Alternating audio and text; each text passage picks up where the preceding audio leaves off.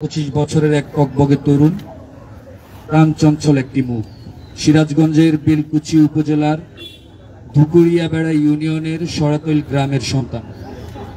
সদা হাস্যোজ্জ্বল শাম্যকে একবার দেখলে কেউ ভুলতে পারত না। দেখা হলেই কুশল বিনিময়ে এগিয়ে আসতেন। সহপাঠী হোক বা অপরিচিত, সবার কাছেই ছিলেন আপনজনের মতো।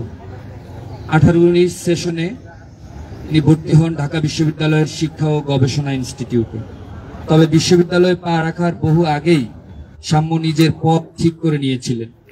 কৈশোর থেকেই তিনি ছিলেন রাজপথের আন্দোলন। কুখ্যাত স্বৈরশাসক হাসিনার টিয়ারশেল, গুলি, হামলা মামলার ভয়কে তোয়াক্কা না করে দেশের মানুষের ভাত, ভোট, চাকুরির অধিকার আদায়ের সংগ্রামে সক্রিয় ছিলেন তিনি। শাম্য ছিলেন সংগ্রাম, প্রতিবাদ ও ভালোবাসার কণ্ঠস্বর। জীবনের শেষ দিন পর্যন্ত তার গলায় ছিল দৃঢ়তা, হৃদয়ে ছিল দায়বদ্ধতা। গত 8 জানুয়ারি 2025 ফেসবুকে এক পোস্টেও তিনি বিশ্ববিদ্যালয়ের শিক্ষার্থীদের নিরাপত্তাহীনতা নিয়ে প্রশ্ন তুলেছিলেন। সে পোস্টে প্রশাসনের উদাসীনতার প্রতি তার অসন্তোষ ছিল স্পষ্ট। ব্যক্তি জীবনে শাম্য ছিলেন অকৃপণ, সাহায্যের অনুরোধ করে কেউ ফিরে যেতে হয়নি। নিজে নানা সংকটে থাকলেও অন্যের জন্য ছিলেন নির্ভরতার আশ্রয়। সেই শাম্য, যিনি নিজের জীবনের চেয়ে বড় করে দেখতেন মানুষের অধিকার, তাকেই নির্মমভাবে হত্যা করা হয় গত 13ই মে 2025। নিজ ইনস্টিটিউটের নবীনবরণ অনুষ্ঠান শেষে বন্ধুদের সঙ্গে সোহরাওয়ার্দী উদ্যানের মন্দির গেটের দিকে যাচ্ছিলেন তিনি। সেখানে উদ্দেশ্যমূলকভাবে একটি বাইকে ধাক্কা দেওয়া হয়, যার জেরে শুরু হয় তর্কাতর্কি, পরে ধাক্কাধাক্কি। এক পর্যায়ে পেছন থেকে ছুরিকাঘাত করে পালিয়ে যায় ঘাতক। শাম্যর বন্ধুরা দ্রুত তাকে ঢাকা মেডিকেল কলেজ হাসপাতালে নিয়ে গেলে কর্তব্যরত চিকিৎসক তাকে মৃত ঘোষণা করেন। চারদিকে ছড়িয়ে পড়ে শাম্যের মৃত্যুর খবর। বন্ধুরা ভেঙে পড়ে কান্নায়, মাতমে ছেয়ে যায় হাসপাতালের জরুরি বিভাগ। শুধু অনুপস্থিত থাকে বিশ্ববিদ্যালয় প্রশাসন। ঘন্টার পর ঘন্টা পেরিয়ে যায়, অথচ প্রশাসনের কেউ শাম্যের পাশে এসে দাঁড়ায়নি। তাদের অনুপস্থিতি ছিল এক নির্মম, নীরব ঘোষণা। শাম্যের যন্ত্রণায় তারা দায়বদ্ধ নয়। এই নৃশংসতা, এই নির্লজ্জ অবহেলা শুধু আমাদের ক্ষুব্ধ করেনি, আতঙ্কিত করে তুলেছে রীতিমতো। এই মৃত্যু কোনো একক ঘটনা নয়, এটি রাষ্ট্রীয় অব্যবস্থাপনা ও বিশ্ববিদ্যালয়ের অবহেলার নগ্ন বহিঃপ্রকাশ। আমরা বিশ্বাস করি এই রক্তের ঋণ শোধ করার একমাত্র পথ বিচার, জবাবদিহিতা এবং নিরাপদ ক্যাম্পাস নিশ্চিত করা। সাংবাদিক বন্ধুগণ, গত 13ই মে 2025 রাতে ঢাকা বিশ্ববিদ্যালয়ের শিক্ষার্থী, আমাদের সহপাঠী শহীদ শাহরিয়ার আলম শাম্যকে সোহরাওয়ার্দী উদ্যানে নির্মমভাবে হত্যা করা হয়। এটি শুধু একজন ছাত্র নেতাকে ছুরিকাঘাতের ঘটনা নয়, এটি গোটা দেশের আইন শৃঙ্খলা পরিস্থিতি ভয়াবহ অবনতি ও নিরাপত্তাহীনতার নগ্ন প্রকাশ। শাম্য শুধু একজন ছাত্র নেতা ছিলেন না, তিনি ছিলেন আমাদের কলেজ বিশ্ববিদ্যালয় জীবনের অনুপ্রেরণা, একজন সংগ্রামী, সদা সক্রিয় তরুণ, যিনি গত জুলাইয়ের অভ্যুত্থানেও সাহসী ভূমিকা রেখেছিলেন। এই হত্যাকাণ্ড তাই ব্যক্তিগত শোক নয়, এটি আমাদের জুলাই অভ্যুত্থানের বুকে রক্তাক্ত এক আঘাত।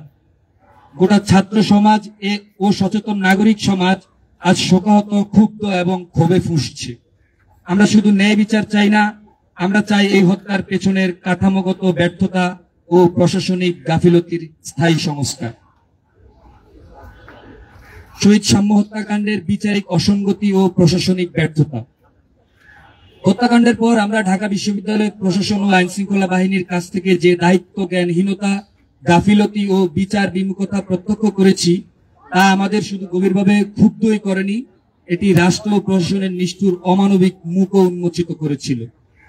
শাম্যের হত্যাকাণ্ড সংঘটিত হয় আনুমানিক রাত 11:30টায়, কিন্তু সেই ভয়াবহ ঘটনাস্থলে অর্থাৎ ক্রাইম সিন ভোর 6টা পর্যন্ত ছিল পুরোপুরি অরক্ষিত। সেখানে উপস্থিত শিক্ষার্থীরা ক্রাইম সিন প্রোটেকশন করতে ইট দিয়ে রাখে ঘটনাস্থলের চারপাশে। পরবর্তীতে আইন শৃঙ্খলা বাহিনী সংরক্ষণের নামে যা করে তা ছিল নিছক প্রহসন বা একটি ইট ফেলে দিয়ে টেকনিক্যাল প্রোটেকশনের অভিনয়। আধুনিক তদন্ত প্রক্রিয়ার প্রাথমিক পর্যায়ে যে পেশাগত মান থাকা উচিত, তা এখানে সম্পূর্ণভাবে অনুপস্থিত ছিল। এই অবহেলা যেন অবচেতনে সাগর রুনি হত্যাকাণ্ডের স্মৃতি ফিরিয়ে আনে, যেখানে একইভাবে অপর্যাপ্ত তদন্ত ও সুরক্ষা ব্যবস্থার কারণে আজও বিচার অধরা। উল্লেখযোগ্য যে ঘটনার পর 6 ঘন্টা পেরিয়ে যাওয়ার পর শুধুমাত্র শিক্ষার্থীদের চাপে পুলিশ ঘটনাস্থলে আসে। তারও 2 ঘন্টা পর ফরেনসিক টিম উপস্থিত হয়। এই দেরি নিছক অযোগ্যতা নয়, বরং ইচ্ছাকৃত বিলম্বের আশঙ্কাকে উস্কে দেয়। প্রশ্ন জাগে, পুলিশ কার স্বার্থ রক্ষায় এই নীরবতা পালন করছিল? সবচেয়ে লজ্জাজনক বিষয় হলো, যেখানে আইন শৃঙ্খলা বাহিনীর দায়িত্ব ছিল ক্রাইম সিন সুরক্ষিত রাখা, সেখানে শিক্ষার্থীরা নিজেরাই ইট দিয়ে ঘটনাস্থল ঘিরে রাখার উদ্যোগ নেয়। আর এই ঘটনার 144 ঘন্টা অর্থাৎ হত্যাকাণ্ডের 6ষ্ঠ দিনেও কোনো আইন শৃঙ্খলা বাহিনী প্রত্যক্ষদর্শীদের সাথে নিয়ে ঘটনাস্থল পরিদর্শনে যায়নি। এটি প্রশাসনিক ব্যর্থতা নয়, এটি এক ধরনের নীরব সম্মতি, এক ধরনের অব্যবস্থাপনার ছত্রছায়ায় অপরাধকে লুকিয়ে রাখার প্রচেষ্টা। এছাড়াও শাম্যকে ছুরিকাঘাত করার পর তার বন্ধুরা সেখানে থাকা আরো কিছু মানুষের সহায়তায় 2 জন হামলাকারীকে আটক করে এবং শাম্যকে হাসপাতালে নিয়ে যায়। কিন্তু এই পরিস্থিতির মধ্যেও পুলিশ তখন তাদের আটক করেনি, বরং আমরা দেখি পরে একটি সাজানো নাটক। সম্ভবত হাসপাতাল থেকে নাটকীয়ভাবে তাদের আটক দেখানো হয়। এসব ঘটনা কেবল সন্দেহের উদ্রেক ঘটায় না, বরং আমাদের নিশ্চিত করে যে এই তদন্ত প্রক্রিয়া শুরু থেকেই উদ্দেশ্য প্রণোদিতভাবে বিকৃত এবং বিলম্বিত করা হয়েছে। আরো উদ্বেগজনক বিষয় হলো, ঘটনার পর দিন থেকেই সিসিটিভি ফুটেজ সংগ্রহের ক্ষেত্রে আমরা এক ধরনের নাটকীয়তা লক্ষ্য করছি। শুরুতে পুলিশের পক্ষ থেকে ফুটেজ সংগ্রহের নিশ্চয়তা দেয়া হলেও পরে জানানো হয় যে গত 10 দিনের কোনো ফুটেজ নেই। অথচ বাংলা একাডেমি, পরমাণু শক্তি কমিশনের মতো গুরুত্বপূর্ণ এলাকাগুলোর আশেপাশে সিসিটিভি ক্যামেরা অকেজো হয়ে থাকা আমাদের কাছে একেবারেই অবিশ্বাস্য। আমাদের আশঙ্কা, এই অকার্যকর অবস্থার পেছনে পরিকল্পিত কিছু রয়েছে। এছাড়াও হত্যাকাণ্ডের পর গ্রেপ্তারকৃতদের বিষয়ে প্রশাসনের ভাষ্য অসংগঠিত ও পরস্পর বিরোধী। কোষাধ্যক্ষ ও প্রক্টরের বক্তব্য সাংঘর্ষিক তথ্য উঠে এসেছে। এদিকে যারা প্রাথমিকভাবে গ্রেপ্তার হয়, পরে নাটকীয়ভাবে সমরিতা হাসপাতাল থেকে তাদের আবার গ্রেপ্তার দেখানো হয়। এটি কি সত্যি তদন্তের কৃতিত্বের বহিঃপ্রকাশ, নাকি প্রশাসন কোনো মূল অপরাধীকে আড়াল করতে এমন নাটক সাজিয়েছে? এই সন্দেহ আরো ঘনীভূত হয় যখন দেখা যায় ঘটনার পর 5 দিন পর্যন্ত আসামিদের রিমান্ড মঞ্জুরে গড়িমসি করা হয়েছে। একটি নৃশংস খুনের ঘটনায় যেখানে অবিলম্বে রিমান্ড নিয়ে জিজ্ঞাসাবাদ চালানো উচিত ছিল, সেখানে অযথা দেরি তদন্তকে ব্যাহত করেছে এবং ন্যায়ের পথে বাধা হয়ে দাঁড়িয়েছে। আমরা দেখতে পাচ্ছি পুলিশ প্রশাসনের হাতে লজিস্টিক, তথ্য প্রযুক্তি, জনবল সবই রয়েছে, কিন্তু তারপরও তদন্তে অগ্রগতি নেই, মূল আসামির খোঁজ নেই, স্বচ্ছতা নেই। এর অর্থ একটাই, এই তদন্তকে প্রভাবিত করার চেষ্টা চলছে। হয়তো কোনো রাজনৈতিক চাপ, প্রশাসনিক নির্দেশ বা পুলিশ বিভাগের অভ্যন্তরীণ গাফিলতি এই প্রক্রিয়াকে অবমাননাকর ও প্রশ্নবিদ্ধ করছে। এই পরিস্থিতিতে আমাদের একটাই দাবি, এই হত্যাকাণ্ডের স্বচ্ছ, নিরপেক্ষ ও সময়োপযোগী তদন্ত নিশ্চিত করা হোক। প্রকৃত খুনিদের অবিলম্বে গ্রেপ্তার করে আইনের আওতায় আনা হোক। তদন্তের প্রতিটি ধাপ জনসম্মুখে তুলে ধরা হোক এবং বিশ্ববিদ্যালয় প্রশাসন ও পুলিশ বিভাগ তাদের দায়িত্বহীনতার জন্য জবাবদিহির আওতায় আসুক। অভ্যুত্থান পরবর্তী সময়ে ঢাকা বিশ্ববিদ্যালয়ের শিক্ষার্থীদের ন্যূনতম চাওয়া ছিল একটি নিরাপদ ক্যাম্পাস, যেখানে বিশ্ববিদ্যালয়ের শিক্ষার্থীরা ও ক্যাম্পাসে আগত সাধারণ মানুষরা তাদের জানমাল নিয়ে শঙ্কা বোধ করবেন। অথচ আমরা দেখলাম অভ্যুত্থানের 2 মাস যেতে না যেতেই ঢাকা বিশ্ববিদ্যালয়ের মাটি কলঙ্কিত হলো তোফাজ্জল হত্যার মধ্যে দিয়ে। তোফাজ্জল হোসেন হত্যা ও প্রশাসনের দায়। 2024 সালের 18 সেপ্টেম্বর দুপুর 2টার দিকে ফজলুল হক মুসলিম হল মাঠে শিক্ষার্থীদের ক্রিকেট ম্যাচ চলাকালীন 6টি মোবাইল চুরি হয়। পরে সন্ধ্যায় এক ফুটবল ম্যাচ চলাকালীন 6:45 নাগাদ মাঠে আসেন তোফাজ্জল হোসেন। কোনো ধরনের তথ্য প্রমাণ ছাড়া সেলফ সন্দেহের ভিত্তিতে তাকে একদল ছাত্র ঘুষি ও লাথি মারতে শুরু করে। এরপর তারা তোফাজ্জলকে হলের মূল ভবনের গেস্ট রুমে নিয়ে নির্যাতন করা হয়। এক পর্যায়ে তোফাজ্জল ক্ষুধার জ্বালায় খাবার খাইতে চাইলে তাকে খাইয়ে দাইয়ে নিয়ে আবার শুরু করা হয় নির্মম নির্যাতন। এক পর্যায়ে তোফাজ্জলকে তার পরিবারের সদস্যদের ফোন নাম্বার দিতে বলা হলে তিনি তার চাচার ফোন নাম্বার দেন। পরবর্তীতে তোফাজ্জলের সেই চাচার কাছে 35,000 টাকা ক্ষতিপূরণ দাবি করে খুনিরা।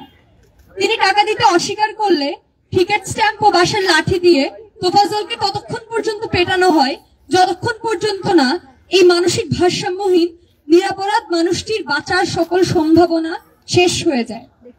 তোফাজ্জল অজ্ঞান হয়ে যাওয়ায় খুনিরা তাকে প্রক্টোরিয়াল টিমের সহায়তায় শাহবাগ থানায় নিলে শাহবাগ থানা থেকে তাকে ঢাকা মেডিকেলে প্রেরণ করা হয়, যেখানে তাকে মৃত ঘোষণা করা হয়।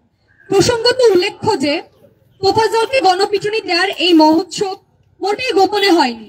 রীতিমতো ফেসবুকে ঘোষণা দিয়ে ছাত্রদেরকে আহ্বান জানানো হয়েছিল এই গণপিটুনিতে অংশ নিতে। ফজলুল হক হলের হাউস টিউটর সহ অন্য শিক্ষকরা সেখানে উপস্থিত হয়েও মবের বিরুদ্ধে রুখে দাঁড়াতে ব্যর্থ হন। এমনকি খোদ প্রক্টোরিয়াল টিম সেখানে উপস্থিত হয়েও কিছু সময় থেকে আবার ফিরে যায়। দেশের সর্বোচ্চ বিদ্যাপীঠে ঘন্টার পর ঘন্টা ধরে চলে এই মব সন্ত্রাস। এই ঘটনার বিচারের দাবিতে যে ভূমিকা বিশ্ববিদ্যালয় প্রশাসনের নেয়ার কথা ছিল তা নিতেও তারা ব্যর্থ হয়। বিচার দ্রুত নিষ্পন্ন করার উদ্যোগ নেওয়া তো দূরস্থান, বরং এই বছরের ফেব্রুয়ারি মাসে পুলিশ তদন্ত প্রতিবেদন দাখিল করলে তার বিরুদ্ধে নারাজি আবেদন দাখিল করে ঢাকা বিশ্ববিদ্যালয়ের প্রশাসন। তোফাজ্জল হোসেনের চাচাতো বোন ও মামলার বাদী আসমা আক্তার সংবাদ মাধ্যমকে জানিয়েছেন, মামলার বিচার বিলম্বিত করার জন্যই এই নারাজি আবেদন দাখিল করা হয়েছে। প্রশাসনের অসহযোগিতা ও খুনিদের সহযোগীদের বাঁচানোর এই প্রয়াসের কারণেই এখনো চূড়ান্ত প্রতিবেদন দাখিল করার প্রক্রিয়া শেষ হয়নি। যে 21 জনের নাম প্রাথমিকভাবে সামনে এসেছিল তাদের অনেককে রক্ষা করার জন্যই প্রশাসনের তরফ থেকে দীর্ঘসূত্রিতা তৈরি হচ্ছে, এই অভিযোগও নানা গণমাধ্যম মারফত আমরা জানতে পেরেছি। জুলাই অভ্যুত্থানে হামলাকারীদের বিরুদ্ধে ব্যবস্থা গ্রহণে চরম গাফিলতি। জুলাই অভ্যুত্থানে আন্দোলনকারীদের উপর হামলা চালানো ঢাকা বিশ্ববিদ্যালয়ের সন্ত্রাসীদের চিহ্নিত করে বিচারের আওতায় নিয়ে আসতে ঢাকা বিশ্ববিদ্যালয়ের প্রশাসন চরম গাফিলতি এবং খামখেয়ালিপনার পরিচয় দিয়েছে। বিশ্ববিদ্যালয়ের প্রশাসন থেকে 128 জন হামলাকারীকে চিহ্নিত করে সাময়িক বহিষ্কার করেছে, যদিও এই তালিকায় বিশ্ববিদ্যালয়ের বাহিরের অনেকের নাম ছিল। চিহ্নিত অনেক হামলাকারীরা সেই তালিকায় ছিল না। পরবর্তীতে শিক্ষার্থীদের ক্ষোভের মুখে প্রশাসন জানিয়েছিল হামলাকারীদের এই তালিকা পূর্ণাঙ্গ নয়। বিশ্ববিদ্যালয় প্রশাসন শিগগিরই পূর্ণাঙ্গ তালিকা প্রকাশ করে বিচারের আওতায় নিয়ে আসবে। কিন্তু অভ্যুত্থানের 9 মাস পার হয়ে গেল, আজও হামলাকারীদের পূর্ণাঙ্গ তালিকা এবং বিচার এই প্রশাসন করতে পারেনি।